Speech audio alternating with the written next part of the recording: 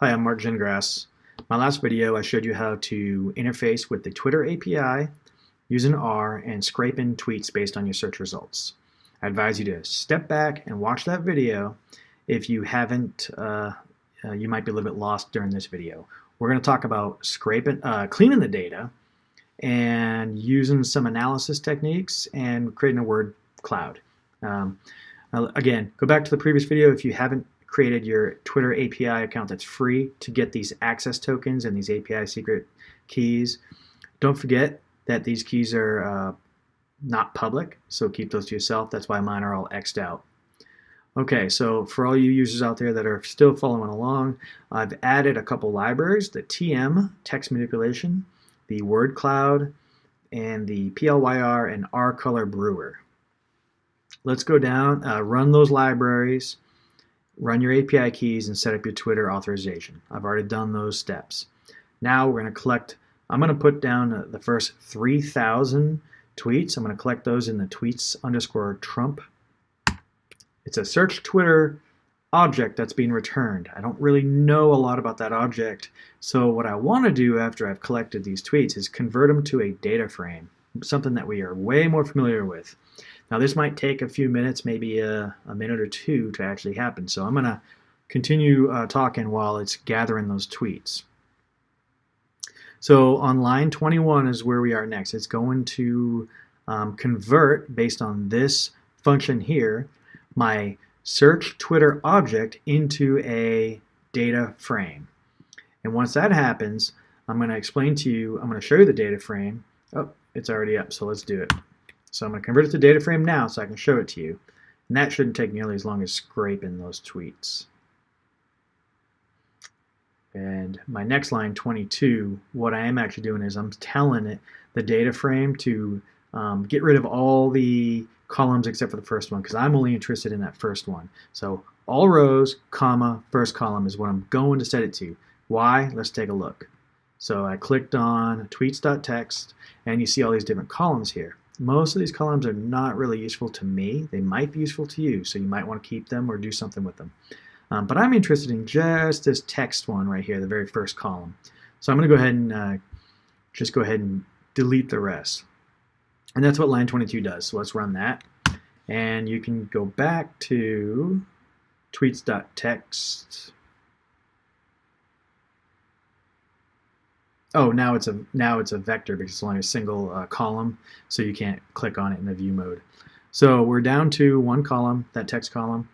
Now we have to create a corpus. A corpus is a collection of articles. You can have a collection of articles about Trump, a collection of articles about Clinton, a collection of articles about skateboarding. Doesn't matter. That's what a corpus is, a collection of articles. Usually probably a large collection. Multiple collections of articles, multiple numbers of corpus is a corpi, just so you know. So let's create that corpus object on line 25. I will run that, and it's not looking directly for where the corpus is or what text encompasses that corpus. It's actually looking for the source of that corpus. So you have different parameters you can put in the source right here. So it says vector source. My source is that tweets.txt data frame. Now the vector source can change. That's why it's a dynamic source. So therefore, that's what the corpus function is asking for, the actual source, not the actual text itself. So anyways, we created the tweet.corpus. Now there's a couple of helper functions that I've created and Googled a lot of to try to get these to work. There's quite a few things to Google out there that'll help you with this if you can't figure it out. These two sites will get you in the right path. But I wanted to remove URLs. I wanted to remove anywhere where it said @ and then the username. I wanted to get rid of that. Get rid of emojis and get rid of special characters before I do anything with the text. It just makes things easier. Now these are all functions, so I'm going to go ahead and load these into memory by running them. I didn't actually do anything yet except for load these into memory. So those functions can be called anytime, and that's what I'm about to do here.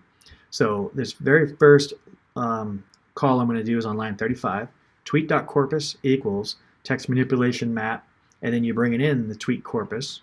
And you are using what they call a content transformer function. I believe that's just a way to validate that the function is going to work for this TM map. It's nothing special. Just plug in your function here where tweet.removeURL is, and it'll go ahead and run that function on all of your articles, basically. Our articles are individual tweets. So let's go ahead and click enter on that. And then I want to inspect the first 4, and let's see what it looks like. So here we are down here in my console area. My number 1 is, it says @superdupe, blah, blah, blah, blah, blah, all this stuff. Typically, I don't want to keep things like after the @, but sometimes you will lose relevant information, like @ and then somebody's name that's famous, that might count. But if it's somebody's name that you don't know, somebody's friend of a friend, that's why, for me, I just get rid of them all. And I hope the best for that. So the next one is remove the user, the @ and the user. Let's inspect again and see. Now you see I don't have any @ symbols with a username in here. So that's gone. The very next line on line 39, remove emojis, because those will cause you some headaches if you don't. Remove special characters, same deal. Strip the white space. If I have 2 spaces or 3 spaces or an enter, I don't want it. So let's remove that. Because we're going to do an analysis on this text. And you know, is it fair to do an analysis on one word space versus a one word no space, or hello I'm versus hello space I'm, things like that. So remove the white space. Let's get rid of that type of problem. And then we're going to remove the punctuation, and we're going to make it all lowercase. And the next one here is called a stop word, and you get to plug in your language of choice. There's a list of them, but language is English, and what stop words are the simple words like and, a, the. Those don't really mean anything for statistical analysis. I mean, those words are everywhere, so I want to get rid of them. Let's not count them at all. But I also added a couple other words in here, like capital RT, because retweet is always in there, and RT is always in there, and I know that ahead of time. So I don't want those to be in my corpus. Real Donald Trump I put in there, but the @ function, the remove the @ should have taken care of that anyways, but just in case I threw it in there as well. So let's go ahead and hit enter on that one and remove numbers. Okay, so I'm going to go ahead and inspect again. I'm going to go back up to 38 and run that just to show you like what this now looks like. And I know there's spaces in there. You can run the space one again, maybe. In fact, let's see if it actually works. Let's go to line 41, hit enter, and then let's go back to inspect and see if it. Okay, so spaces were added because I removed a bunch of words afterwards. So maybe we'll add that line. Let's see, line strip white space. Well, let's just go ahead and do that at the very end. So let's cancel that one out and plug it in way down here. And now we can only have to use it once. So here's what it looks like.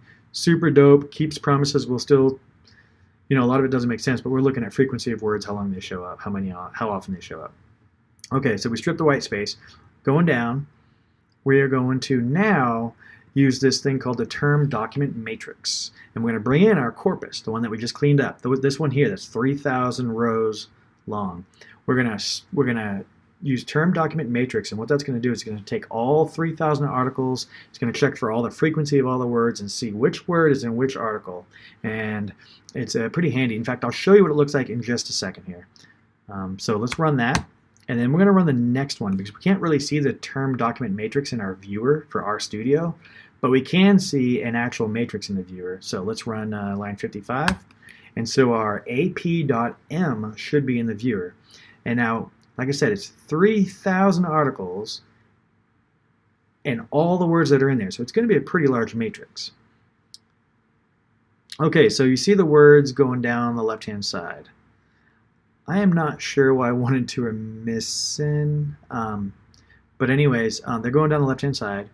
And you have, down here, it tells you 4,092 different words that showed up in 3,000 articles, and the articles are displayed going across the columns. Now RStudio has a limitation of displaying 100 columns. There actually are 3,000 columns though, and I'm going to show you that in a second. So these number ones here say, hey, the word promise shows up in article, usually these are lined up, I'm not sure why they're not, but I'm guessing that's article 3 of 4. So the word promises should be in article 3 of 4. Let's close this out and take a look at it. Because we did the inspect, or we can do it again. We can type in the console, inspect, and then let's put our corpus in there, which was tweet.corpus, and let's put in line 3 and just see what it looks like. I don't see the word promise in there. The fact that it was not lined up scares me a little bit, but let's just see if it's somewhere in there. So I typed in 2 and it shows key promises. Something's not aligned up, but that's not going to bother us for what we're doing. Okay, so we've created the term document matrix. We've created the matrix itself that we can view and use and manipulate. Let's show the dimensions of that matrix, because I showed you it was only 100 columns in the RStudio viewer. But if you do the dimensions, which is line 56, it shows 4,092 by 3,000. Okay, then we're going to sort these by a sum of those rows so that we can kind of get which words show up the most. And that's what line 57 does. Line 58 is going to create a data frame. And let's take a look at that data frame. ap.d.